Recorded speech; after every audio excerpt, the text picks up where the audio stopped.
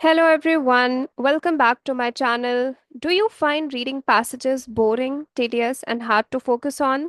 Then you are not alone. Most students struggle with long and dry passages. And if you're preparing for any of these exams like GRE, GMAT, SAT, IELTS, or even TOEFL, so in this video, I'm going to show you a simple 5-step method that will help you and that will make your reading passages faster, easier, and yes, even a little bit more enjoyable. You will learn how to stay focused, how to beat boring topics, and how to actually map a passage like a pro if you are preparing for these exams.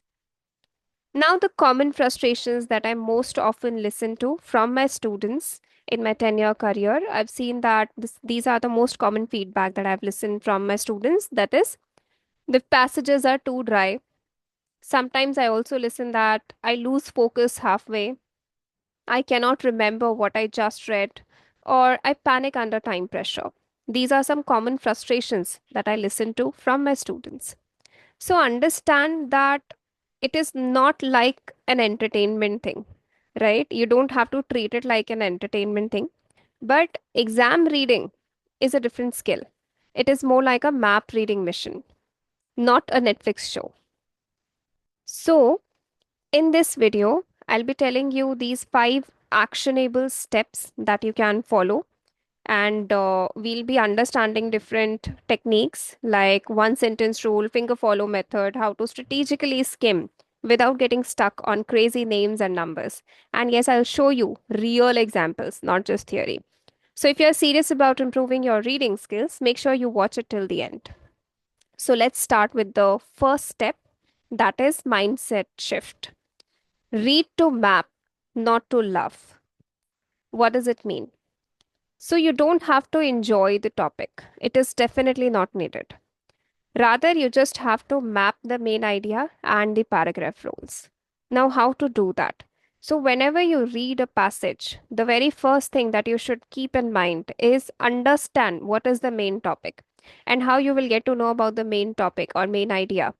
That is by reading the first 2 3 lines of every paragraph, because most of the time you will see the main idea, the main topic is written in these first 2 3 sentences.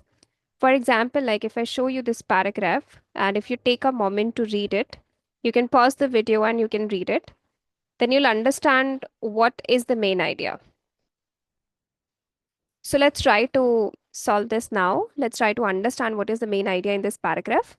So here it says that in recent decades, historians of science have increasingly challenged the traditional narrative that scientific progress results from isolated acts of genius. So I'm highlighting the words that are important right now. The word is challenged. Then they're saying instead they argue that collaboration, dissemination of information, and institutional support are critical for breakthroughs. So these things are important for breakthroughs. Marie Curie's discovery of radium, for instance, relied heavily on the prior work of Becquerel and Roentgen, as well as on resources provided by the Sorbonne. Even Newton, often cited as the paragon of solitary brilliance, acknowledged building on the ideas of others, famously remarking that he stood on the shoulders of giants. So we can see that all these people, they are relying on each other, right? All these people, they are relying on each other's work, or they are having some similar kind of views. This shift in historiography has significant implications. Now there is a shift in historiography that has significant implications.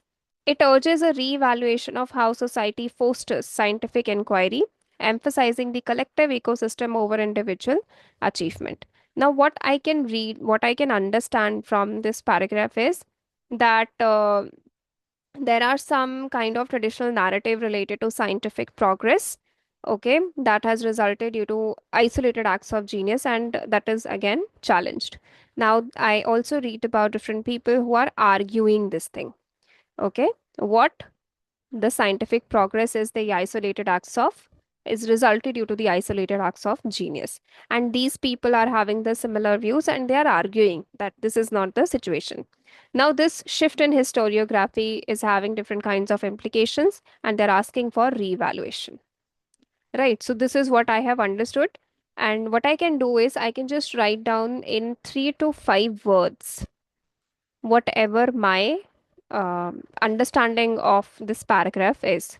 So, I can see shift in the traditional narrative now, and there are some people, some scientists who are having similar views and they are arguing about this shift and they're asking for a reevaluation. Right. So this is my understanding. So this is how you should also do. You will get the main idea from the first 2 3 lines, and the remaining sentences they give the explanation to whatever you have read in the beginning. Now let's understand the second method, the second step that you can follow. The second step is called as active reading, finger follow method. So if you noticed how I was reading, so you should always track with your finger or cursor while reading because it will help you focus on that very content. So it forces your brain to stay engaged and prevents wandering. You will be less prone to distraction. So it's always a good method to track your finger with a cursor or maybe your finger while reading. The third method, the third step is chunk and summarize. One sentence summary. It means you don't have to understand by reading the entire paragraph and then come up with its summary. No, nobody's asking you to do that. Rather, what you can do is read a sentence, come up with your own summary of it, and then read the next sentence, come up with your own summary. Now, it will help you to actually save your time. You might think that initially it is consuming your time, but no, you will have a better understanding of whatever you have read, and you do not have to read the text 2 or 3 times, which is again one of the common challenges and the common patterns that I've noticed among students. So, after each paragraph, pause for 5 seconds, summarize it in one sentence in your mind. Okay.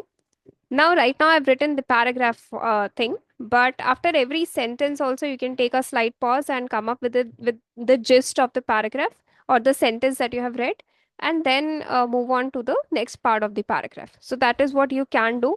And like I said in the first step, the first 2 3 lines, 4 lines, they have the main idea of the paragraph. Okay, so it will help you come up with the main idea. So this is another thing that you can do. For example, like this is the paragraph. So if you notice what it is talking about. So like I told you, first 2 3 lines. So they're talking about climate change. Climate change is no longer a distant threat. They're talking about distant threat, but an ongoing crisis affecting ecosystems worldwide. So they're talking about climate change. It is a threat and it is affecting ecosystems worldwide. So this is what I've read. Rising global temperatures have led to more frequent extreme weathers such as hurricanes, drought, and floods. So these are the problems that we are facing. Additionally, now additionally means again we are talking about threat. So additionally means threat. So shift in temperature patterns are disrupting agricultural cycles and threatening food security in many regions. So we are again reading the threat only. Next, scientists warn that if current trends continue, the resulting environmental and economic impacts could become irreversible within the next few decades. So all in all, if you just notice, it is the same thing that I told you earlier, that the first 2 3 lines are having the main idea. That is, we are reading about threats. Threats of what? Threats of climate change. Correct? And we are reading threats. Why? Because there is this connector additionally. And then they are saying that it will be irreversible within the next few decades. So we need to take some concrete steps. So this is my overall summary. And if we read, the overall summary is the paragraph explains how climate change is already causing major environmental and economic problems. We have read those things in detail in the next part of the sentences. So this is another method, another step actually that you can follow. After that, the next step is, this is very important, extremely important. This is strategic skimming. Details come later. Okay, details come later. So you don't have to get lost in names, dates, and numbers. This is very important. You don't have to flood your mind with a lot of details. You should try to give as less information to your brain as possible. Okay, but that doesn't mean that you just skip the important part.